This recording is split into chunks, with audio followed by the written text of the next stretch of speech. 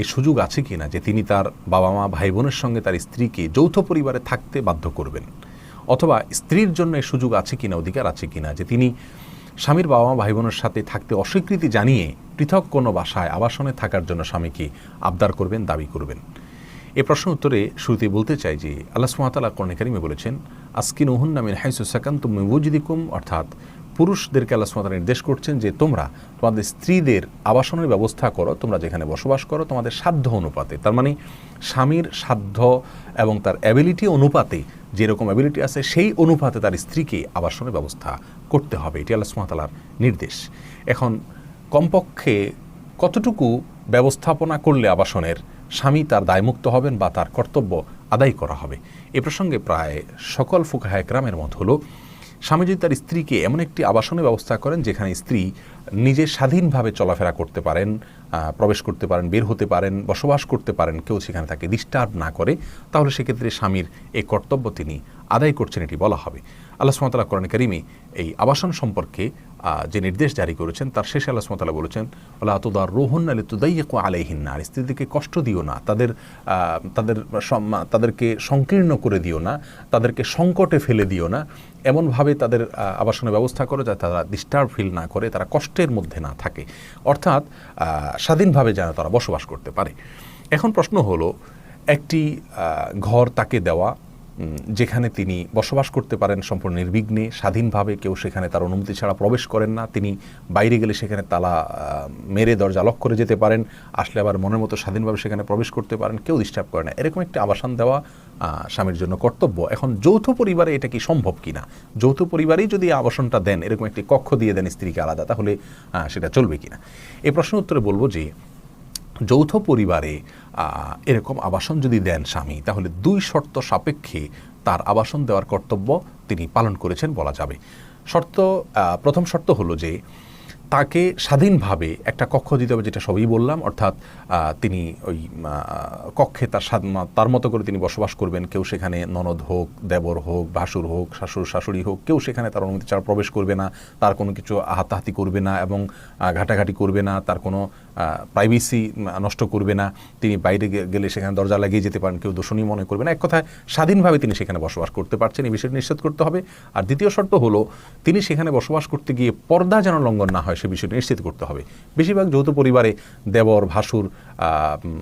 অনেক ক্ষেত্রে তারা থাকেন একসঙ্গে, যদি এরকম হয় যে দেবর ভাসুর থাকেন অথবা ননদের স্বামী আসা যাওয়া করে, তার বড় ছেলে মেয়ে আসা যাওয়া করে, অথবা এরকম কেউ সেখানে থাকেন যার সঙ্গে ওই মহিলার পর্দার বিষয়টি রয়েছে, সেই ক্ষেত্রে যাতে তার যাতায়াতের জায়গায় চলাফেরায় ওই পর্দা লঙ্ঘন না হয় সে বিষয়টি স্বামীকে নিশ্চিত করতে হবে, তাহলে সেক্ষেত্রে যৌথ পরিবারেও এরকম আবাসনের ব্যবস্থা স্বামী করতে পারেন। এখন কথা হলো যে যৌথ পরিবারে না থেকে স্ত্রী যদি আলাদা থাকতে চান সেটা জায়েজ আছে কিনা। এক্ষেত্রে বলবো যে যেহেতু স্বামীর সঙ্গতির বিষয়টি এখানে গুরুত্বপূর্ণ, স্বামীর যদি সঙ্গতি থাকে আর্থিকভাবে স্ত্রীকে পৃথকভাবে রাখার, তাহলে সেক্ষেত্রে স্ত্রীকে পৃথকভাবে তিনি যদি রাখেন তাহলে সেটা তার জন্য জায়েজ আছে, এবং এতে মা বাবার যদি খেদমত তিনি কোনো প্রকার ত্রুটি না করেন, মা বাবার খেদমত আলাদাভাবে করেন, স্ত্রীকে আলাদাভাবে রাখেন, তাহলে সেটা জায়েজ আছে, বরং কোনো কোনো ক্ষেত্রে সেটা উত্তম। কারণ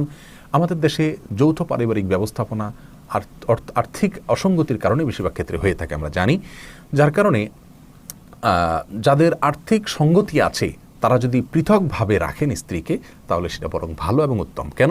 তার কারণ হলো যৌথ পরিবারে যে সমস্যাগুলো হয় আমরা কে না জানি, নানা রকমের বিপত্তি এবং অসঙ্গতি দেখা দেয়, গীবত শেকায়েত থেকে নিয়ে ঝগড়াঝাটি, মারামারি, চগলখড়ি, একে অন্যের পেছনে শত্রুতা করা, এমনকি দাম্পত্য জীবনে বিচ্ছিন্নতা, নানা রকমের সমস্যা তৈরি হয়। এই সমস্যাগুলো থেকে উত্তরণের জন্য পৃথক থাকার কোনো বিকল্প নাই, অন্তত ভাই বোন সহকারে বড় পরিবার একত্রে না থেকে আলাদা থাকার কোনো বিকল্প নাই, যদি আর্থিক সঙ্গতি থাকে। আর যদি স্বামীর আর্থিক সঙ্গতি না থাকে তাহলে স্ত্রীর জন্য জায়েজ নাই অযথা অজুহাতে আলাদা থাকার আবদার করা, যদি তার পর্দার লঙ্ঘন না হয় এবং স্বাধীনভাবে তিনি বসবাস করতে পারেন। আমরা জানি মধ্যপ্রাচ্যে বিশেষ করে সৌদি আরবে যৌথ পরিবার ব্যবস্থাপনা নেই বললেই চলে, বেশিরভাগ ক্ষেত্রেই ছেলেরা বিয়ের আগেই আলাদা বাসা নিয়ে থাকেন এবং মা বাবারা দোষণীয় মনে করেন না, কারণ তারা আলাদা বাসা নেওয়ার মানে এই নয় যে তারা মা বাবার খেদমত করছেন না, তাদেরকে ভুলে যাচ্ছেন, বরং তাদের খেদমত করছেন, তাদের জন্য কাজের লোক রেখে দিচ্ছেন, নিজেরাও খেদমত করছেন, আবার অনেক সময় মা বাবাকে সঙ্গে রেখেও থাকছেন যদি ভাই বোন না থাকে, ঝামেলা না থাকে, খুব বেশি পর্দার অসুবিধা না হয়। তাহলে এক কথায় যৌথ পরিবার ব্যবস্থাপনা এটাতে যদি আল্লাহর হুকুম লঙ্ঘন হয়, গীবত শেখায়ত হয়, বেপর্দা হয়, তাহলে সেক্ষেত্রে স্ত্রীর অধিকার আছে আলাদা থাকার, আবদার করা, দাবি করা, আর স্বামীরও উচিত পৃথক রাখা যদি তার আর্থিক সঙ্গতি থাকে। আর আর্থিক সঙ্গতি না থাকলে স্ত্রীর যেন ডিস্টার্ব না হয়, তার জন্য হক নষ্ট না হয় সে বিষয়ে তাকে নিশ্চিত করতে হবে। সেই সাথে স্ত্রীরও উচিত হবে সহযোগিতামূলক আচরণ করা স্বামীর সঙ্গে। তাহলে আমরা সামারি আকারে বলতে পারি যে যৌথ পরিবারে স্ত্রীকে রাখতে পারেন দুটি শর্ত সাপেক্ষে: পর্দা যেন লঙ্ঘন না হয় এবং স্ত্রীর যাতে কোনো প্রাইভেসি নষ্ট না হয়, স্বাধীনতা খর্ব না হয়, ডিস্টার্ব ফিল না করেন, এই দুই শর্ত সাপেক্ষে। আর